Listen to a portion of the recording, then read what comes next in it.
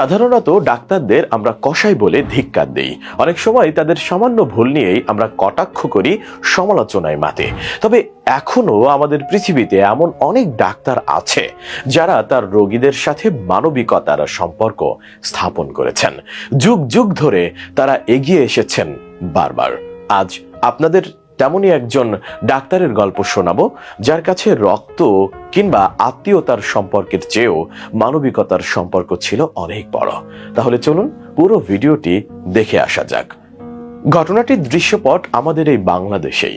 পুরো 2 বছর আগে ফ্রান্সে উচ্চ শিক্ষার জন্য পাড়ি জমান বাংলাদেশি তরুণ, যার নাম মোহাম্মদ ইব্রাহিম। অনেক স্বপ্ন নিয়ে ফ্রান্সে পাড়ি জমান তিনি, কিন্তু ভাগ্য তার সহায় ছিল না। কিছুদিন যাওয়ার পর তিনি জানতে পারেন তিনি মরণ ব্যাধি ক্যান্সারে আক্রান্ত। তার বেঁচে থাকার সম্ভাবনা খুবই ক্ষীণ। তখন তাকে সাহায্য করতে এগিয়ে আসলেন ফ্রান্সের এক ডাক্তার। ইব্রাহিম যখন ক্যান্সারে আক্রান্ত হন, তখন ডাক্তাররা জানান তার এখন বাংলাদেশে ফিরে যাওয়া উচিত। জীবনের শেষ কিছুদিন বাবা মার সাথে কাটানোর কথা বলেন তারা। এদিকে বাংলাদেশে ফিরে যাওয়ার জন্য তার অনেক টাকা দরকার ছিল। এমনিতেই 2011 সালে প্রায় 20 লাখ টাকা খরচ করে ইব্রাহিম ফ্রান্সে পড়াশোনা করতে আসেন। আর তার ঠিক পরের বছর ইব্রাহিমের ক্যান্সার ধরা পড়ে। ক্যান্সার ধরা পড়ার পর তাকে পরপর 5টি কেমোথেরাপি দেওয়া হয়।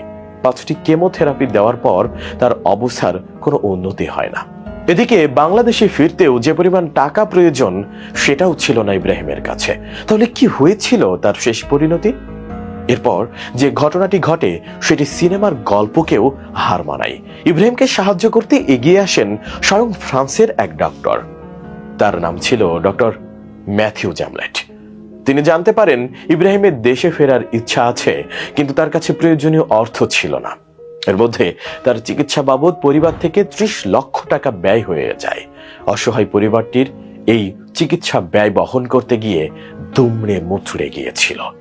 আপনি হয়তো ভাবতে পারেন ডক্টর ম্যাথিউস কিছু টাকা পয়সা দিয়ে তাকে সাহায্য করেছে, কিন্তু ব্যাপারটি ছিল এর চেয়েও অবিশ্বাস্য।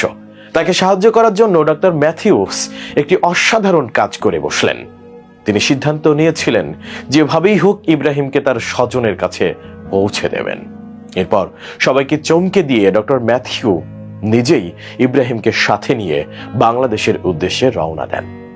20 ডিসেম্বর ইব্রাহিমকে নিয়ে বিমান যোগে বাংলাদেশে আসেন ডক্টর ম্যাথিউ। বিদেশের মাটিতে স্বজনহীন নিঃসঙ্গ ইব্রাহিমকে বাংলাদেশে তার পরিবারের কাছে ফিরিয়ে দিয়ে যে মানবিকতা দেখালেন ফরাসি চিকিৎসক, তা সত্যিই বিরল। ডাক্তার ম্যাথিউর সাথে ইব্রাহিমের কোনো রক্তের সম্পর্ক ছিল না, তবুও রক্ত মাংসের একজন মানুষের বিপদে ডাক্তার ম্যাথিউ জাতি, ধর্ম, বর্ণ নির্বিশেষে সবকিছুকে ঊর্ধ্বে মানবিকতাকেই প্রাধান্য দিয়ে প্রমাণ করলেন মানুষ মানুষের জন্য। এমন মহৎ প্রাণ ডাক্তার আমাদের সমাজের জন্য খুবই প্রয়োজন। না, যারা অর্থ দিয়ে নয়, বরং চিকিৎসা দেওয়ার জন্য সমাজের কল্যাণে এগিয়ে আসবে।